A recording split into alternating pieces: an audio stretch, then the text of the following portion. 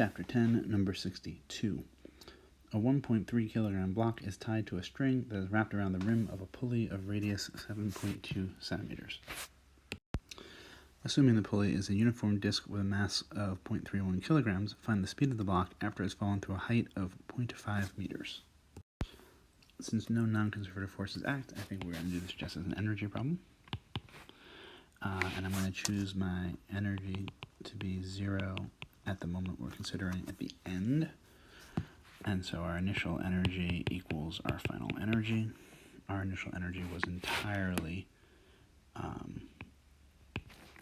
gravitational, and it was entirely wrapped up in block 1. Remember, this is block 1 with mass m1.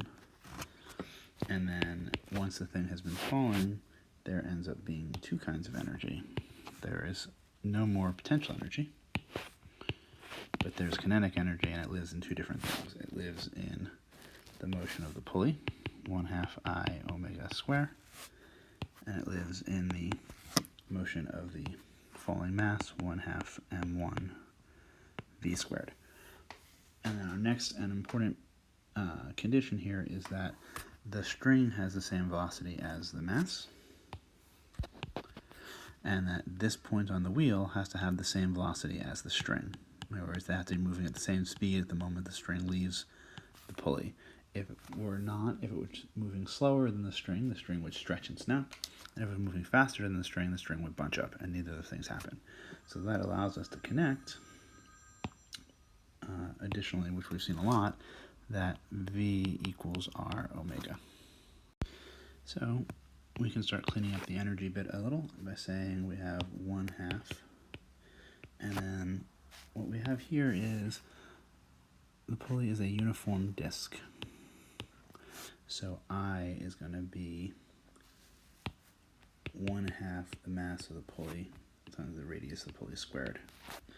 And then because of the co-rotation condition here, this will be the speed of the falling object over the radius of the pulley quantity squared.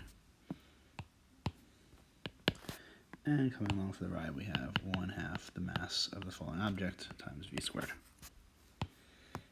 We can do a little bit of cleaning up of this algebra. We get 1/4 the mass of the pulley times, and notice that we have what ends up happening here, that's kind of convenient, is that this r getting squared cancels with that r squared, and so we're left with just v squared. And then we have plus 1/2 falling mass object squared. We can clean that up a little bit more by maybe pulling out the 1/2 and then having in here 1/2 the mass of the pulley plus the mass of the falling object, all times v squared. And way back over here, this was the mass of the falling object times g times h. And now we just solve it algebraically. So we multiply by 2 and divide by that prefactor, and we get something like v squared is, we have 2 mass of the falling object times g times h over 1/2 the mass of the pulley plus the mass of the falling object. And then v would just be the square root of that. So we would just say take a root on both sides, and we will end up with that v is 2 times the 1.3 kilograms times 9.81 meters per second square times the ball of 1/2 meter,